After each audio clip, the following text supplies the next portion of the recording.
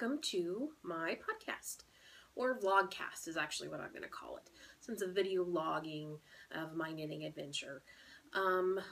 Probably about maybe 2 months ago now, I was introduced to this wonderful world of podcasting with the knitting community.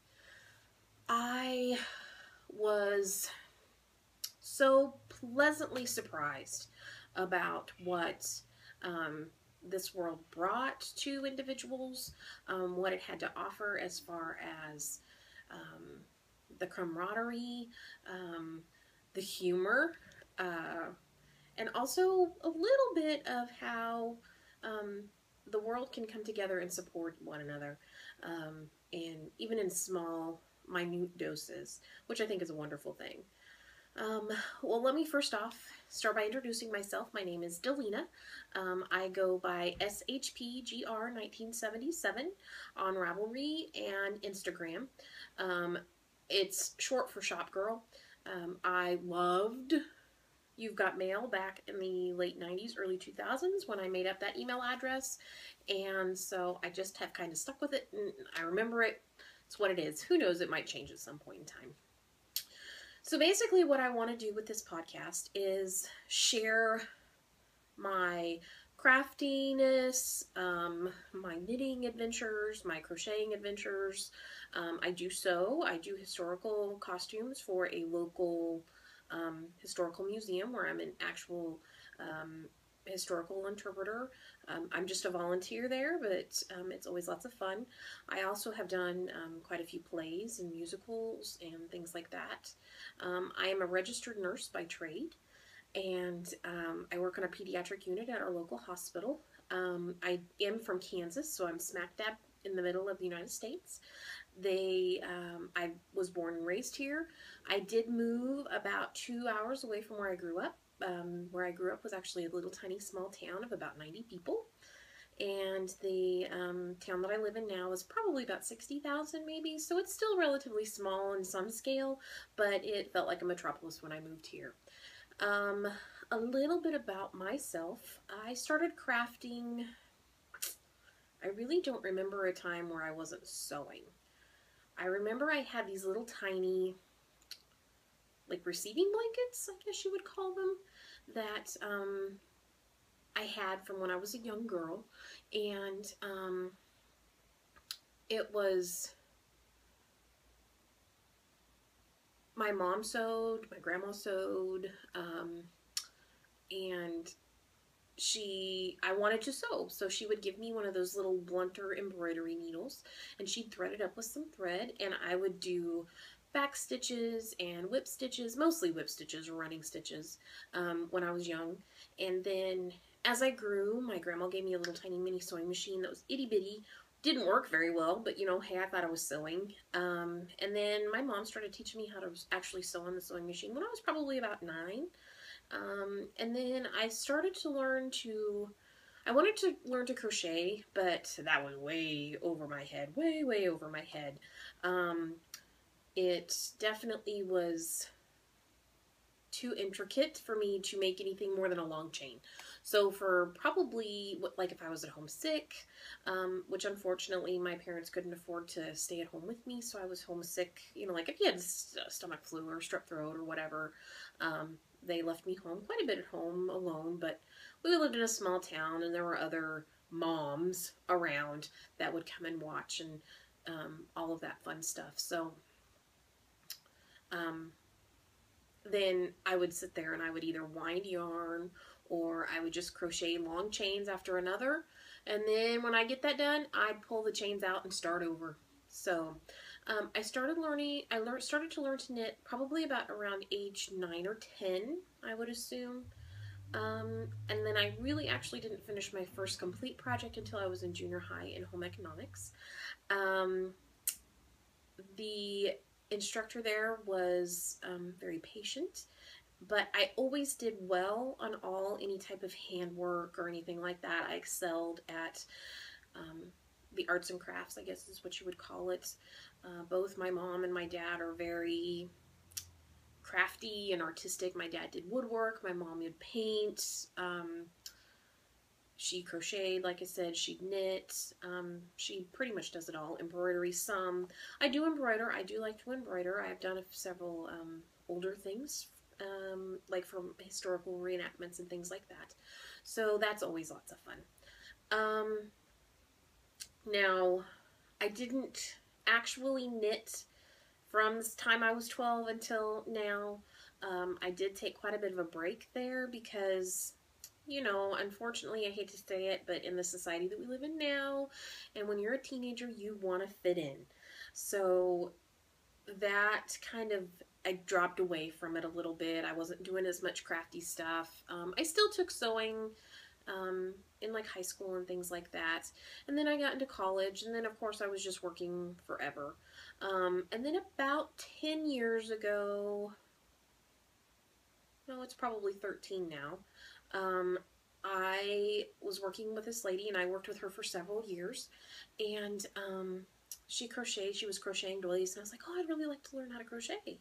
And so she was like, well, okay. So one day I just said, you know what, I'm just going to try it. So I went to Walmart, and I bought some of that sugar and cream dish rag stuff that's awful to work with. And I got a hook, and I sat down, and my mom had given me a book many years ago that was like one of those little, like 5x7 little pamphlets that you'd open up, and you looked at, you know, like it showed you diagrams on how to do it, and then it step-by-step instructions through how to do whatever stitch it was you were wanting to do. So I already knew a chain. I knew kind of about tension. It had been a while since I've done tension and all of that, so I sat down that night and I crocheted up a dishcloth. I took it to work, and my friend, she was like, who taught you that? And I was like, well, I kind of did myself, but I said, if I'm gonna do something bigger, I'm gonna need some advice. And so she was instrumental in getting me through the whole learning process and all of that. I don't do much crochet. I don't find it very relaxing sometimes. I know some people might think that it's very relaxing, but I don't. I prefer to have,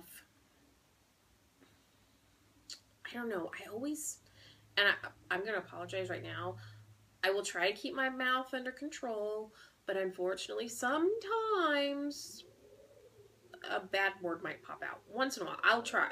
I promise I will try. I have such a censor at my job because I am a pediatric nurse that sometimes when I'm out in public, it just kind of, there you go. So, it just pisses me off. Crochet just pisses me off. I'm not sure what that's about. I don't do it very often unless I absolutely have to. I do enjoy making afghans. This is an afghan that I made. It's really pretty. It's got, it's crêpe d'acrylique, as Yarngasm, Kristen from Yarngasm would say, but super soft, super cuddly. I can wash it. I have a cat, so, you know, I need something that I can just throw in the washing machine and get her fur off of it. And then it has some Chanel in here, just because it's pretty. But, and then I've made, I think everybody else in my family, a big afghan. It's just a big granny square. I just start and just keep going until I think it's as big as it's going to get. So, that's what it is. Then about 5 years ago was when I started volunteering at the museum that I volunteer at. It's called Old Cowtown Museum, and that museum is basically set from 1865 to 1880, and you can buy all of your items if you would like to, but have you ever looked at the cost of how much one of those things are? Yeah, no. It's like $1,000 for a cheap, if you get like the full garment, you know, like chemise, corsets, everything. And then you need something to wrap around you to keep yourself warm and blah, blah, blah, blah, blah. Because we are open all year round. Most of our visitors come between like April and usually the end of October. But we are open all year round. So it does get pretty chilly out there sometimes, especially in the morning time. At like this time of year, you know, sometimes it can be in the 30s when you first get out there. And not all of the buildings are air conditioned or heated. So, we do have one place in particular that has no electricity at all. We just run it off of wood stoves and things like that, and that's always kind of fun and neat. So about 5 years ago, I was there and I wanted a Sontag. I don't know if any of you know what that is. It's also called a bosom buddy. And basically what it is a triangular shawl that you crisscross across you like this, and then you tie it in the back. You can do this with any kind of shawl, which now I know, but I didn't know that at the time. So when I started there, I decided that I think I could probably knit this. So I went and bought myself some yarn, and I decided just to do the simple garter stitch, and I was just going to do a triangular shawl, and then I was going to crochet a long string, and then I'd tie it behind my back. Yeah, well, I got about this far in my triangular shawl. And needless to say, that garter stitch was taking forever. It was awful. And so then I kind of put it away for a while, and then I got it back out, and I was like, well, maybe if I do something a little bit more fun. And so I started knitting on I have it in my project notes. Let me look. Let's see. It was a free pattern that you could get like at Hobby Lobby or Walmart or whatever. It's called the Pull Through Wrap. And it is super cute.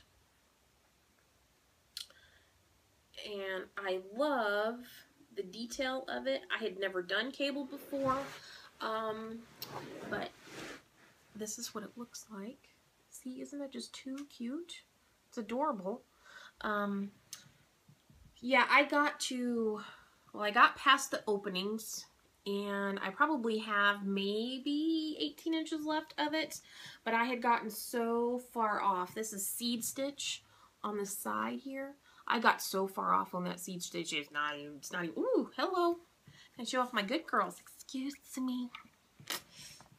Sorry. Fat girl problem. I need a hooter guard.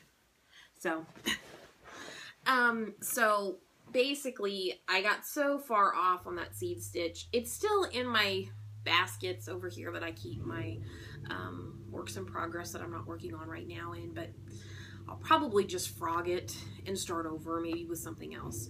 I just wanted, you know, as I'm starting out, I would call myself an advanced beginner, probably more than I would actually like an intermediate person, because yes, I started knitting when I was young, very young, but I didn't consistently stay at it, and so it was kind of like each time I picked it up, I'd have to teach myself how to reknit, learn tension again, making sure that I have the technique right.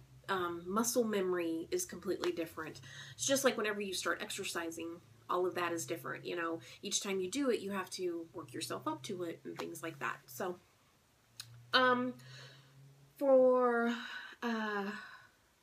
worked on that for probably a good, I don't know, maybe a month or two. I got pretty far, but then I was just like, I wasn't happy with it. The cables were coming out right, but the rest of it wasn't coming out like it was supposed to because I was getting off on the seed stitch and some of the rows weren't good, and ugh, it was just bad. Just bad. Bad all around. Bad, bad, bad. Baddy, bad, bad, bad. So I put that away, and then I got a few others, and I made, hold on, let me go grab it. I think I have it over here.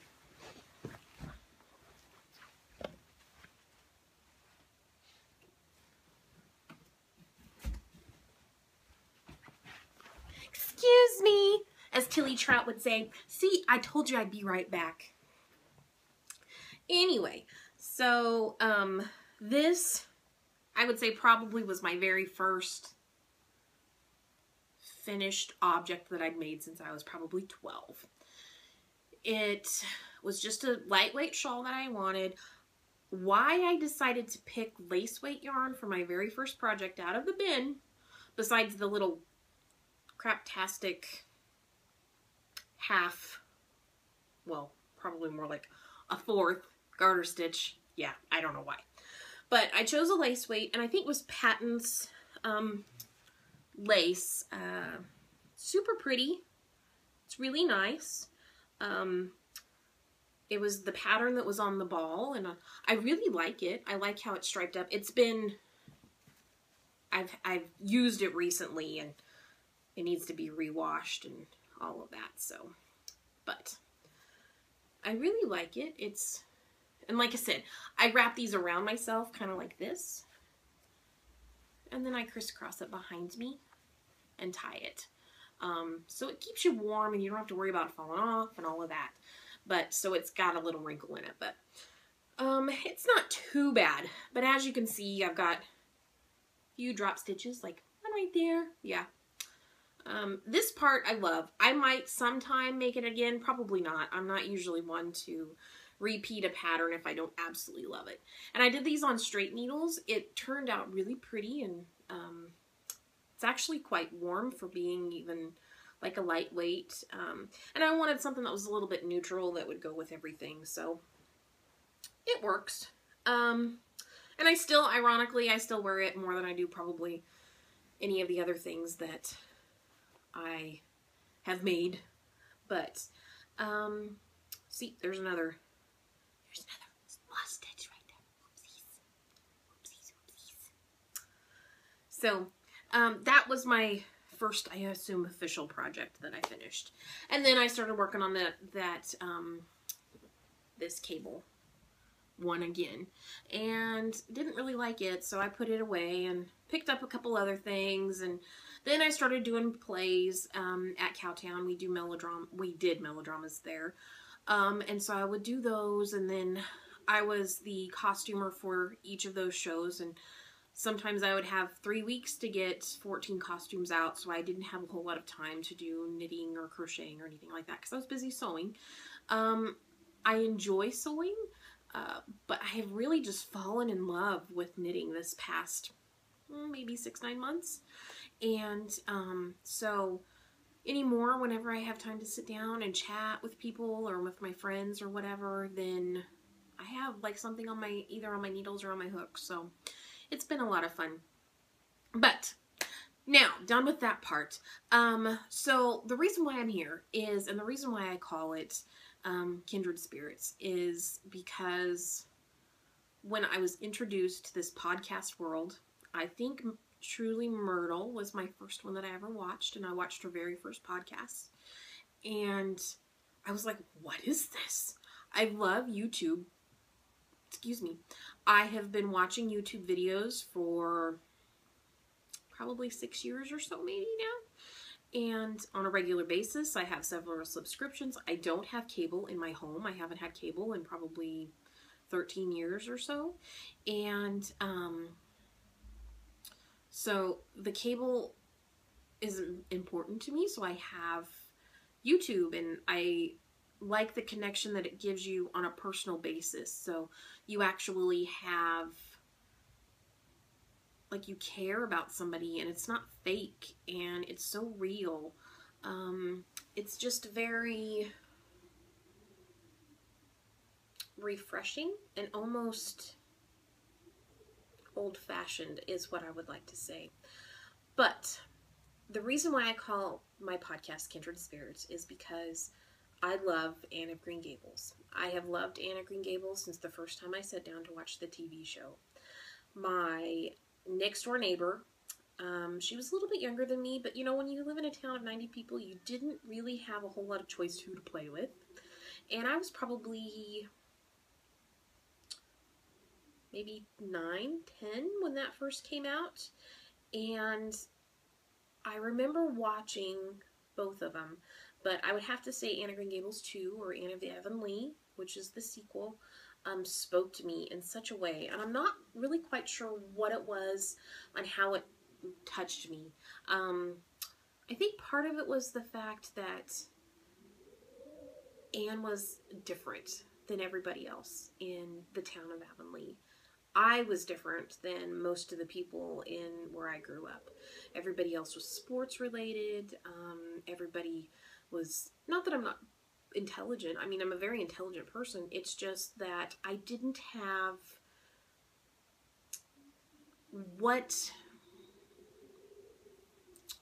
how do I want to say it? What I needed to nourish and make myself bloom and blossom was not there because of the type of environment that not environment, but because of the community, I should say, that I lived in. They only understood that if you played sports and you won state, then woohoo, you know.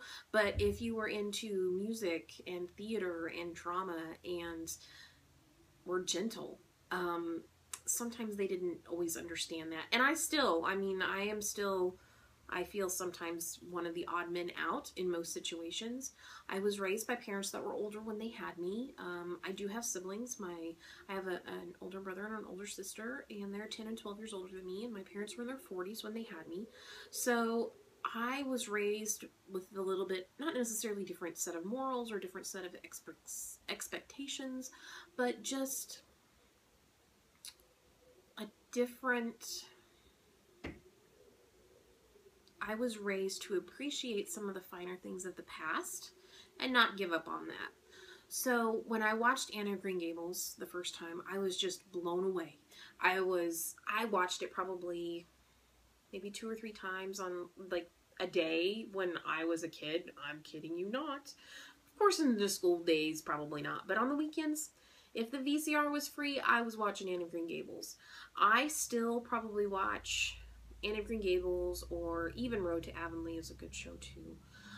Anything that has to do with Anne, and that world of simplicity that Lucy Maud Montgomery writes, I have probably watched, read, or listened to some form of it at least probably every 6 months since I was 10, maybe not quite that frequently, even through, you know, some of my teenage years, but pretty darn close. And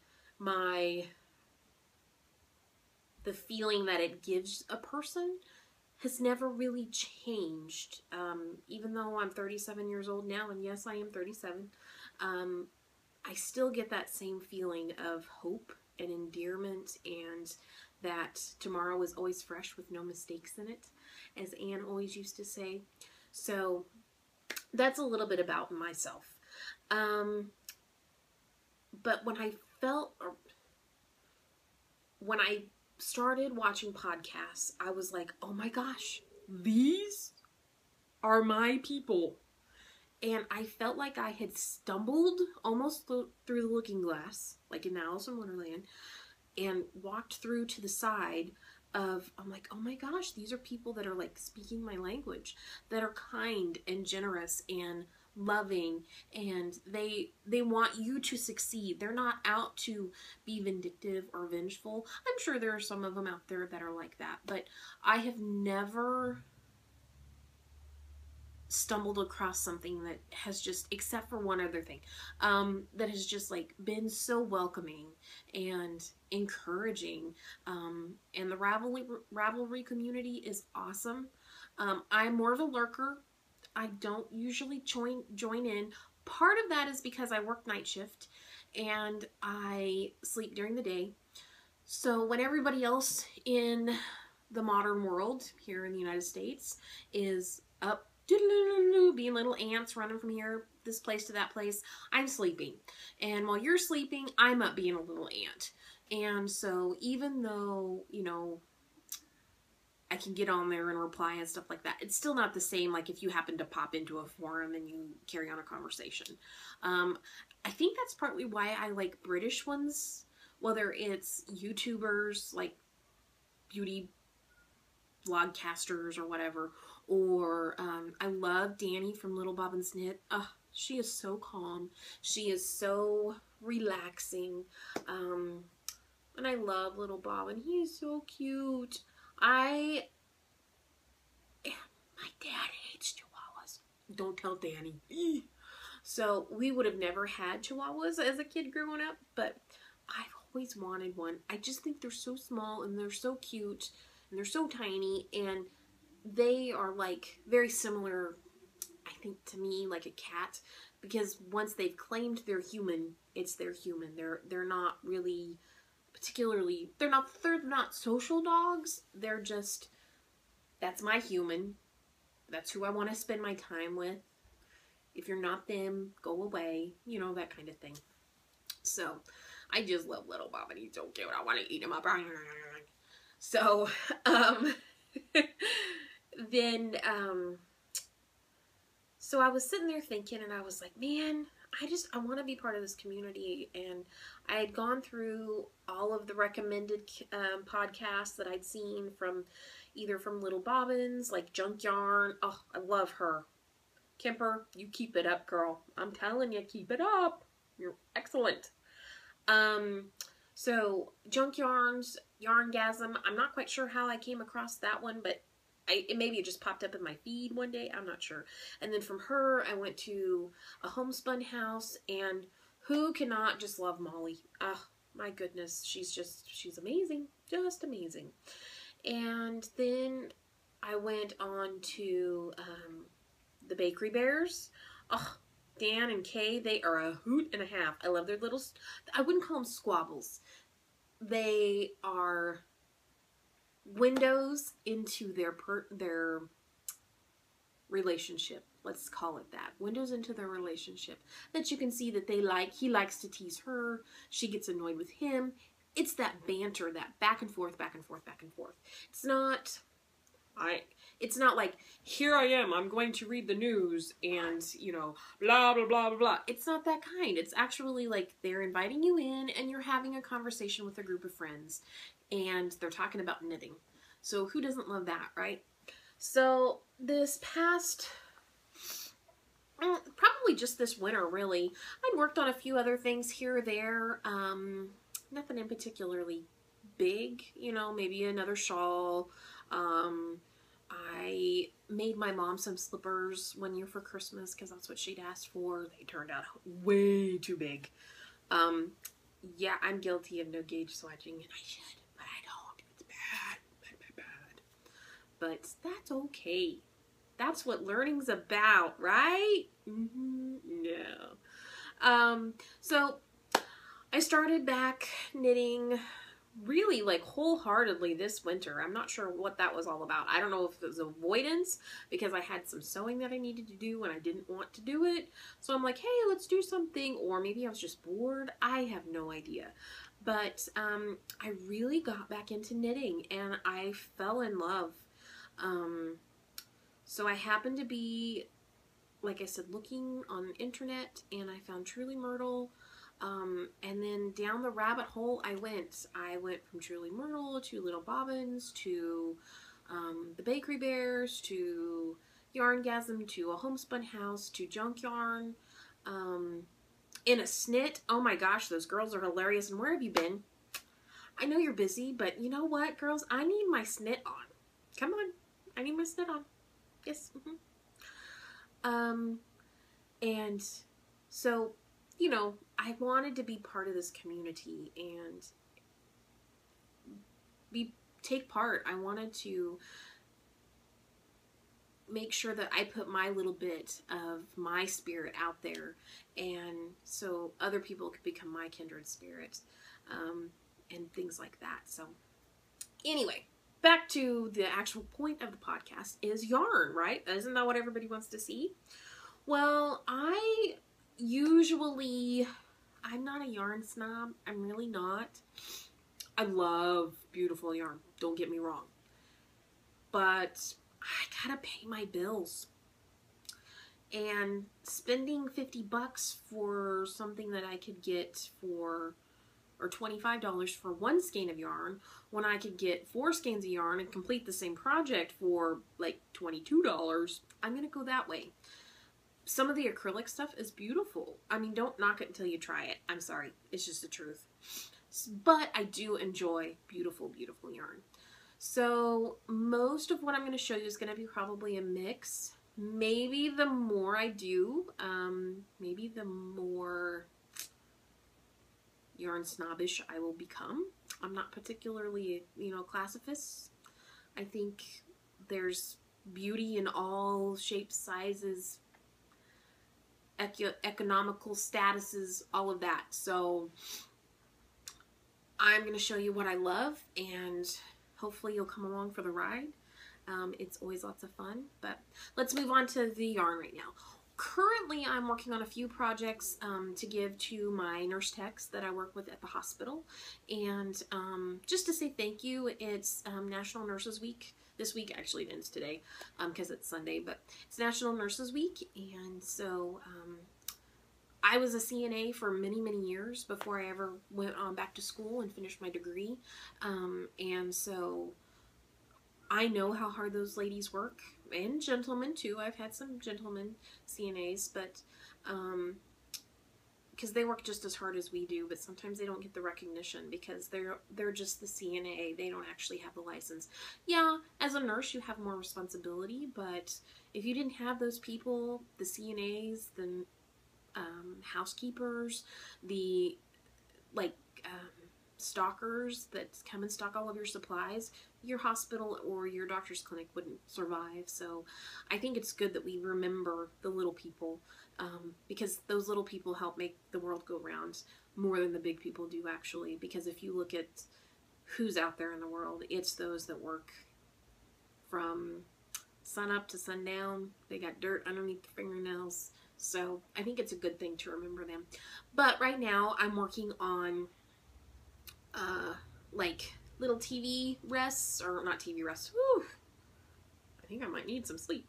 Some like cell phone rests. Like they are.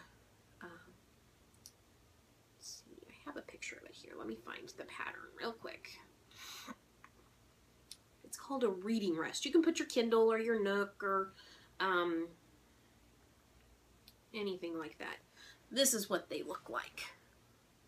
It's a free pattern off of Ravelry, and it's called the Reading Rest. I'm not sure who. It's by Frankie's Knitted Stuff is the name of the designer, and it's called the Reading Rest.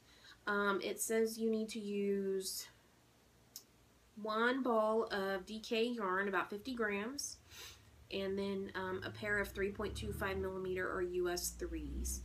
I did not decide to do that because I didn't have any DK yarn for one, and I was trying to get rid of some stash for another, and I was being cheap because if it didn't work out, I didn't want to have to be spending a whole bunch of money. So, and I did go up a little bit on size of needle because I'm a pretty tight knitter.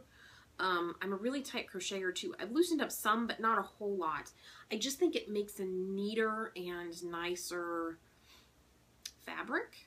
So, so I decided to do those little rests out of, I love this cotton.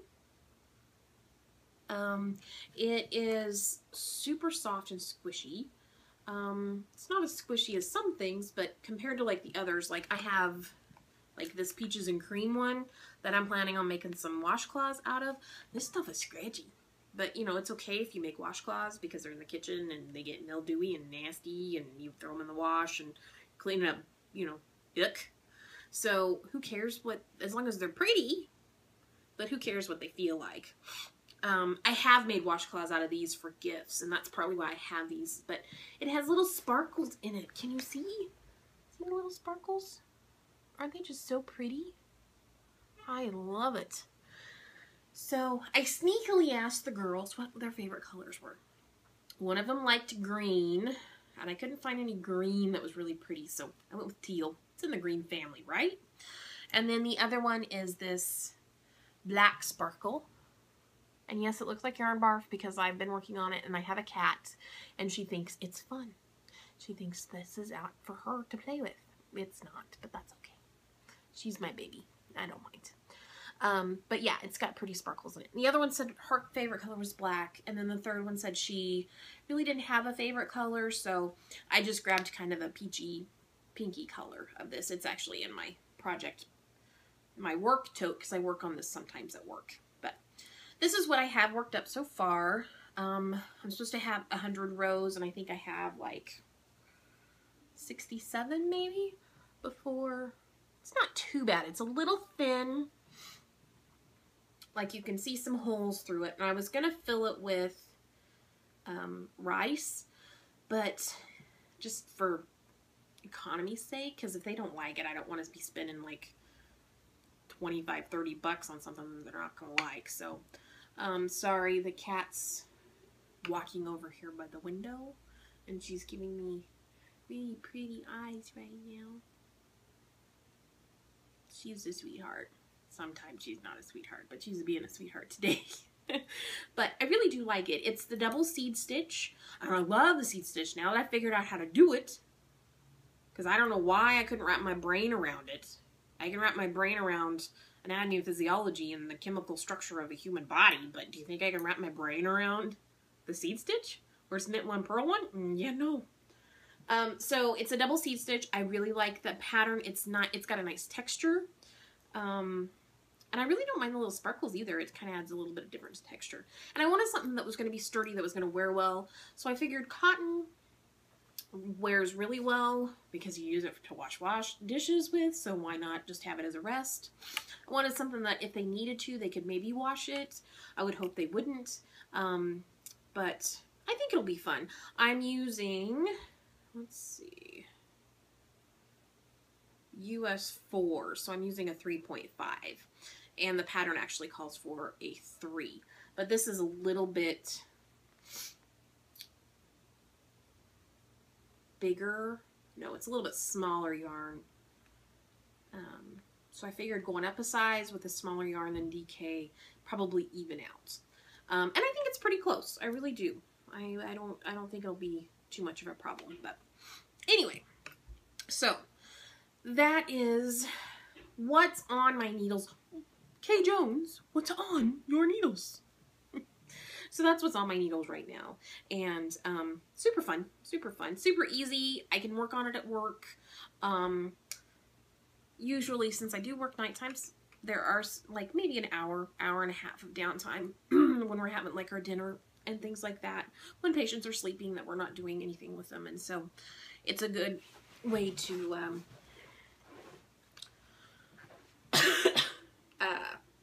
pass the time, and you know, and it's fun. Why not? But and then my next project on the needles is I have a plan to make a Boo Knits scarf or shawl, I guess I should say, for my youngest niece's wedding, which will be in October.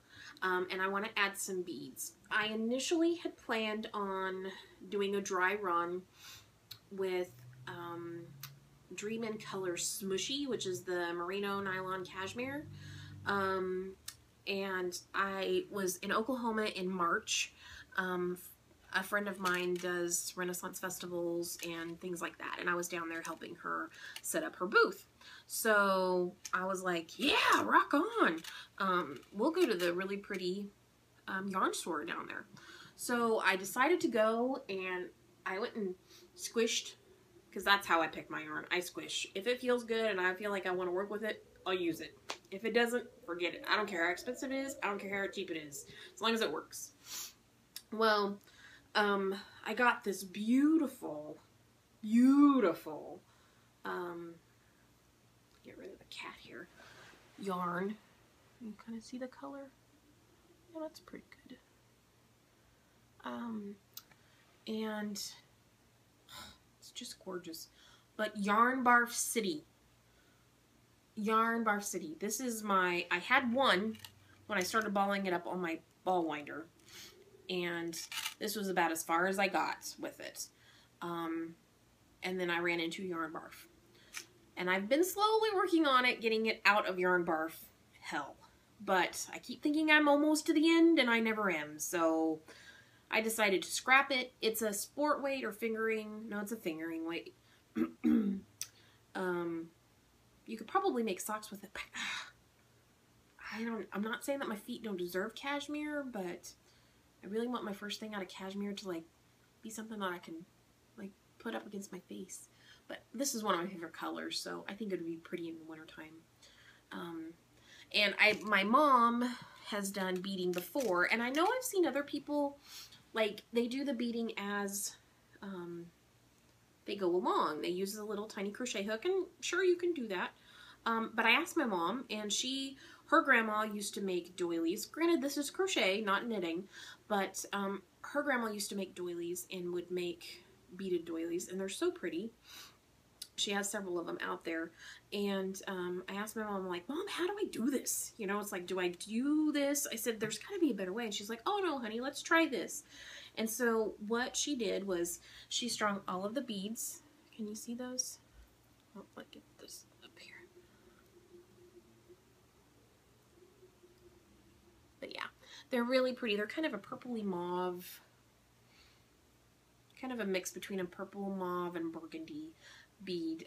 They complement the darker color in the yarn really well. But she was like, let's just string on there. How many beads do you know I need? And I'm like, I have no idea. I've never made this pattern before, and I don't know which pattern I'm going to use. I just like the yarn, and this is what I want to make with it, so let's do it. And so she went ahead and beaded the beads on here. So as you're knitting, which this isn't going to work because it's not ended up on the small chunk, but as you're knitting, you're going to pull up your bead and knit it in. So that makes sense to me than trying, like, each time you get to the place where you need to add a bead, you have to put everything down, pick up the one little thing, pull through. That just seems like really complicated.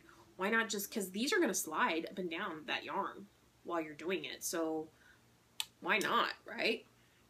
But, so we'll give it a shot. And then after that, I kind of lost heart when I came home and I realized that the yarn barf was, ugh.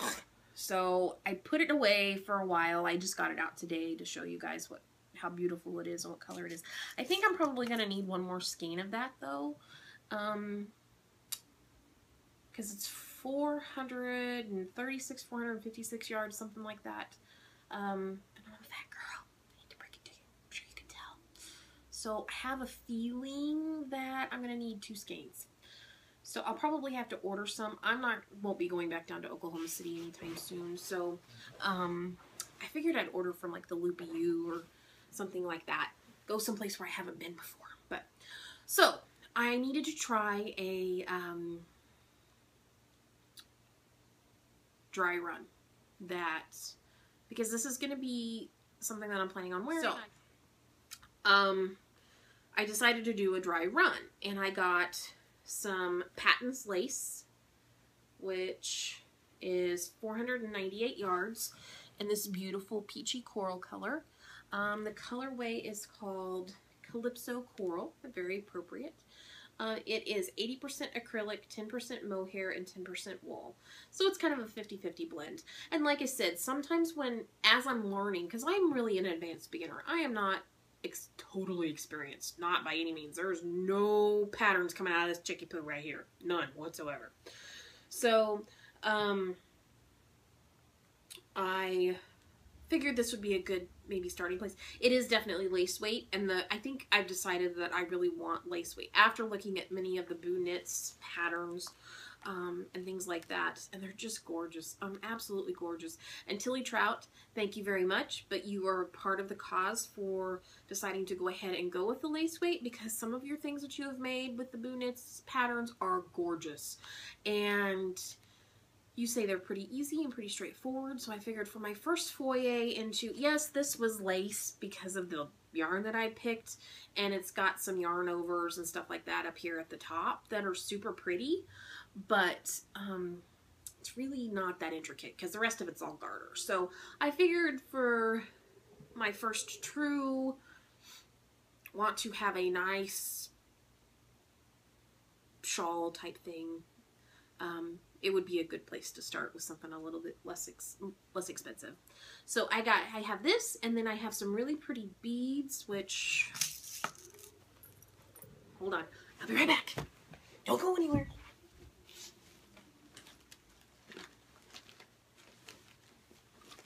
Oh, oops, never mind. I put them in my project bag. I forgot, sorry.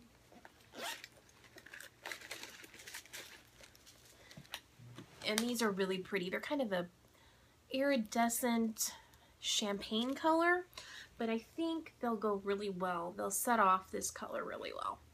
And these are, I ordered these off of Jimmy Bean, yeah.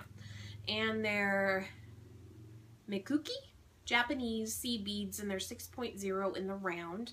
I ordered this one and a purple set. of beads too. It doesn't say how many are in the package, but they look pretty good. I actually bought this to go with some Madeline Tosh yarn that I got. It's called Pretty in Pink, or no, Molly Ringwald is the name of the Madeline Tosh yarn. And I just wasn't that thrilled with the yarn. I mean, I'll use it. It's beautiful yarn. But, you know, I always hear people saying, oh my gosh, Madeline Tosh is so squishy. It's so soft. It's so this. I was like, it's yarn. So, I don't know, like this, compared to this. Oh, this is so squishy. This is so soft. It does have a little bit of a sheepy smell, probably. But, I don't know. What is it with Yarniacs smelling stuff? I don't know. But so I thought this would make a really cute pairing. And then I'm throwing with my niece's mom, my sister-in-law, her bridal shower. So I thought, well, you know, why not? I'll make a little shawl, and I'll probably have like a maxi dress or something, and I can put this on with it. So I think that'll be super cute. I don't quite know what size of needle to use for this. I'm sure the patterns will tell you, but since my gauge is pretty tight, because usually if I did that Messalina shawl, which was with the Bakery Bears podcast, and I had to increase by almost 100 stitches because my tension was, or my gauge was so off. Now I got hair now.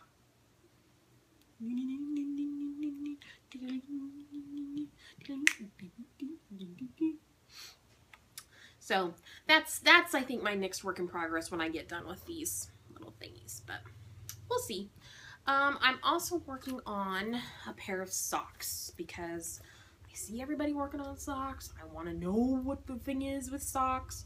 I'm like, why make socks when you can go buy socks for next to nothing? But anyway, so I have socks now on the needles. This is Hawthorne by Knit Picks in, I don't remember the colorway, but I will put them probably in the down bar in the show notes, but because I don't have a blog, I don't want a blog, I don't want to have to put extra things on Ravelry if I don't have to. I just want to post to YouTube and be done with it, and then let people enjoy it as is. So I will put that information down in the we'll put it on like Mrs. Shoe does, but it's okay. It seems like it's gonna be a little, it's not as soft as I was hoping sock yarn to be, but I don't know. But that is what it looks like. It's a really pretty variegated, it goes from teals into purples, back into teals, and then into like some peachy corally pinks, and then it goes into darker mauves, and then back into the darker purples, and just goes from there.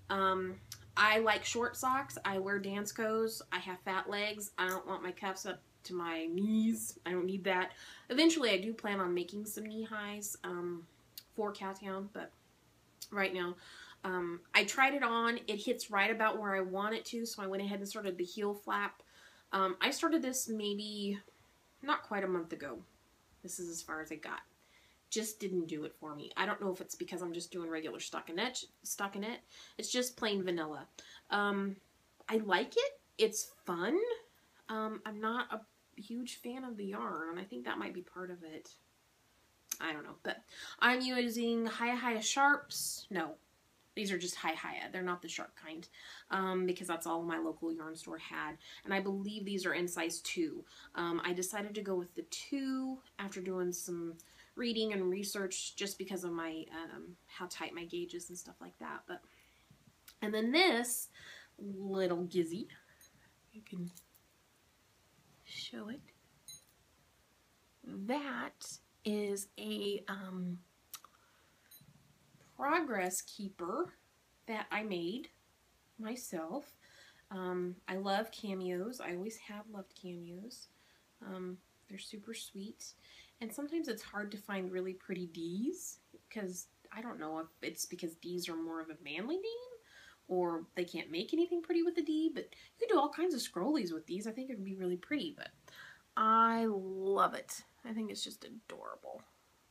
So cute.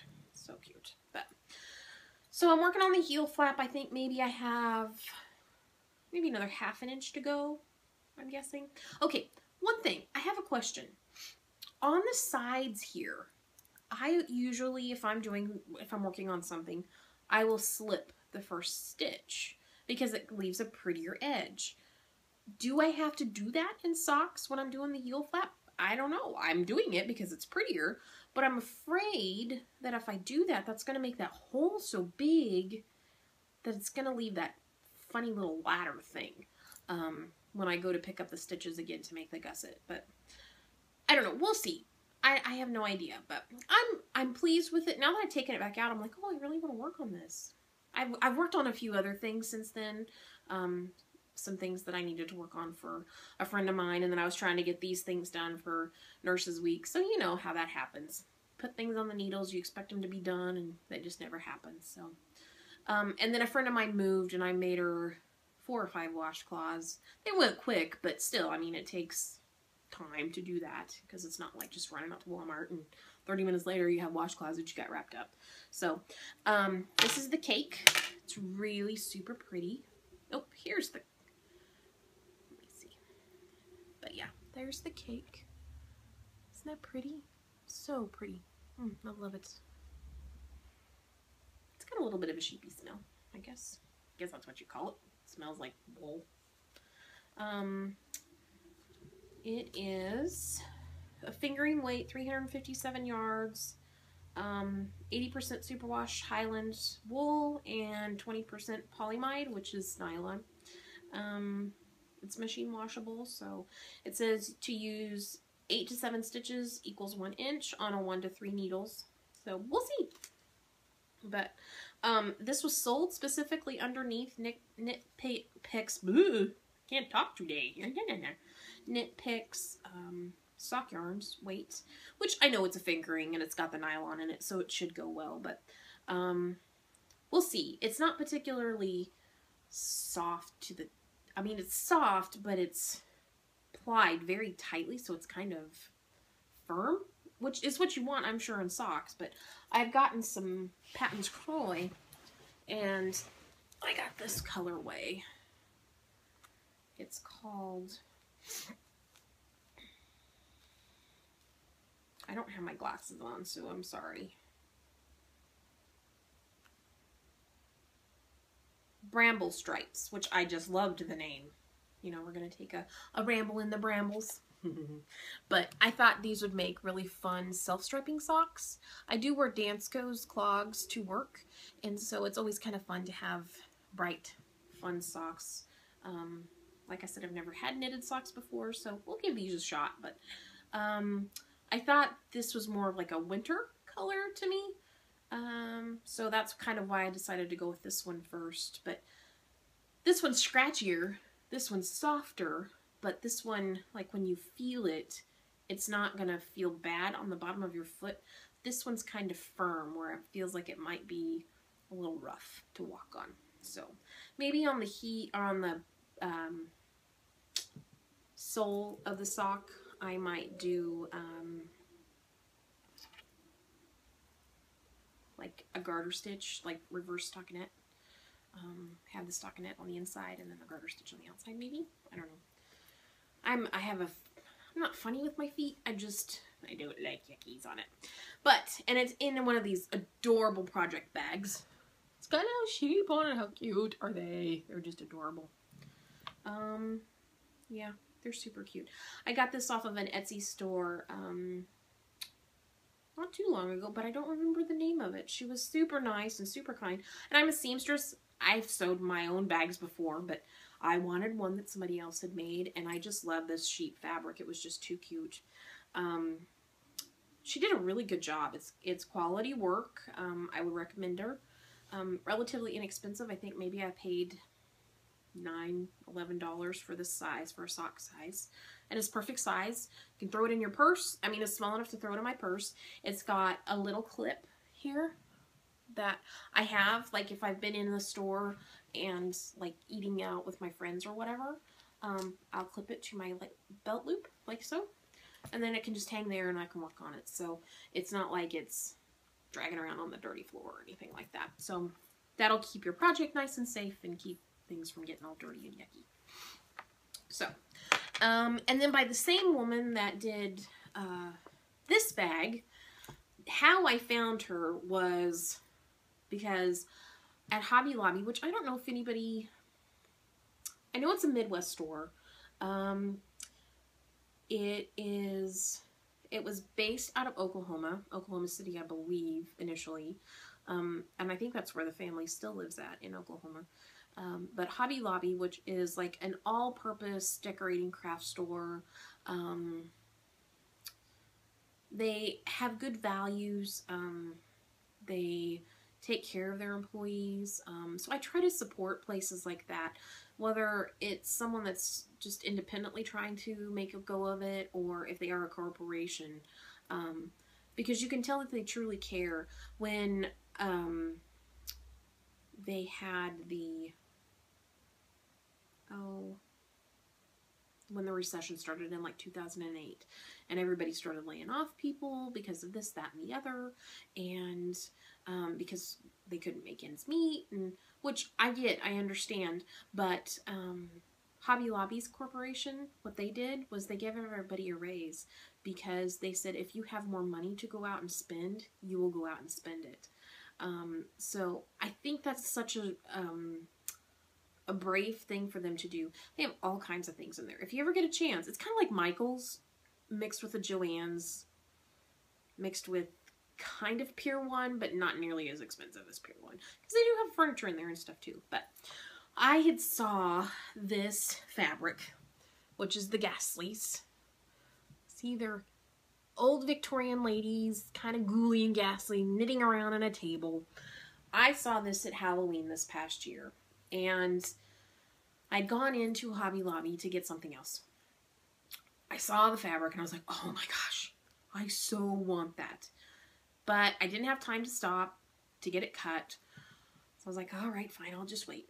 Then by the time I actually went back to the store to get this, it was already sold out. I wanted either the green one or the pink one.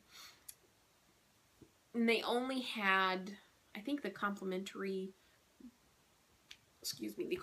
gray one that didn't actually have the knitting ladies on it, and that's what I wanted, because I was like, oh, that's funny, you know, I do Victorian stuff, I'm a crafter, I knit, you know, all of that, it'd be perfect.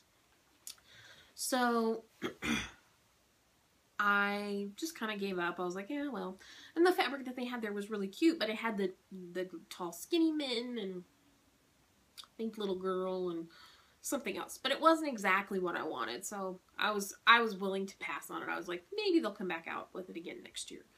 And then when I started watching these podcasts and everybody had these wonderful bags and all of this stuff, I was like, what are those? I must have. I have a bit of a shopping problem. You will probably find that out. It's more for jewelry and those types of things, but it might transfer over to my knitting world. Maybe a little bit. I don't know. I have a little bit of problem. So, I was like, well, you know, Etsy, oh my gosh, this is a wonderful, wonderful place, which I've been in there before. I have an Etsy store. I don't have anything in it, but I have an Etsy store. Hey, babies, come here. Come here. Come here, Tinkies. Come here. Come here. Oh, big Yannies. Come here. Come here. Come here, silly goose. Come on. I guess she doesn't want to come say hello. Sorry. She'll probably make her debut whenever she chooses. It's never up to me. It's whatever she wants. But, so anyway, I got on eBay, or not eBay, Etsy. I go on eBay a lot too. I have a problem. I went on Etsy and I typed in, you know, just project bags, and this is one of the first ones that popped up, and I was like, oh my gosh, that's the stuff. I love it. I found a few others, but some of them didn't have, like, when they cut out the stuff, like the size of the project bag or whatever, they don't plan, like, I would want, like, the actual picture, like this picture, smack dab in the middle. I would want it smack dab in the middle of the square or whatever. So because that's what I want, you know, and every picture is a little different. Well, the ones that I'd seen, they were like off to the side, so it like cut off half of them. And I know sometimes you have to use up whatever fabric you have and all of that. And who knows, maybe it was the end of the yard that the maker had. I don't know. I mean, it's cute regardless, but it's still not the same. And so then I came across this lady, and so I bought this bag, and I was like, oh my gosh, and I love it. I absolutely love it. I love that it's large enough that I can fit a good size project in it, but yet it does roll up into pretty small, so I can stick it in my purse and not have any problems if I'm only using a small project, because I didn't get this until about 2 weeks ago. Maybe 3. But I loved it. I sent her a really nice message thanking her and things like that. And then I was like, well, I want one more, but I want a little bit smaller one, just in case if I do, like, washcloths or something that's a little bit smaller. So that's when I went back and got this one. So, I think for now that's about all I'm going to talk about. I've already been at this for an hour and 2 minutes, so it's probably long enough. You're like, I'm done listening to you, crazy lady. So, I would love to thank you for stopping by. Please come back and join me again. I don't know how frequently I'll do these. We'll see how the response is. You know, who knows? Nobody might even watch this except for myself like 4 or 5 times, because I sound ridiculous when I listen to myself. I hate listening to myself recorded. But, you know, hey, that's what it is. And so basically, I just want to say, tomorrow is always fresh with no mistakes. And oh wait, I do have one more thing. I got this wonderful plaque. I was on Pinterest. I have a serious pinning problem. I must pin all the things. I think knitting's kind of taken up some of that. So, but I found this plaque on there, and it was a link directly to the Sullivan's Entertainment, which is the people that made Anne of Green Gables. And look at it. I love it. It's not what the world holds for you. It's what you bring to it, which is so, so true. If you choose to be happy, you will be happy. There are going to be ups and downs for everybody, but it is, I truly believe it's whatever you bring to it. If you choose to be a sloth and just sit around and not do anything and not have fun and not have no experiences, then that is, you know, kind of your own fault. But I thought this would be fun. I'm glad that you guys came in today to visit and just spend some time with me. Hopefully it's not been too boring. It's a little scatterbrained because I didn't make any notes. I just kind of, it's Mother's Day. My parents are gone now, and well, not gone. They just left for the day. And I figured, you know, I have some free time. The sun is shining. It's a beautiful day. Let's sit down and say hey to my fellow kindred spirits. So I basically am just going to say goodbye and send you some knitted hearts from my house to yours, and have a great day. Thanks, guys. Bye.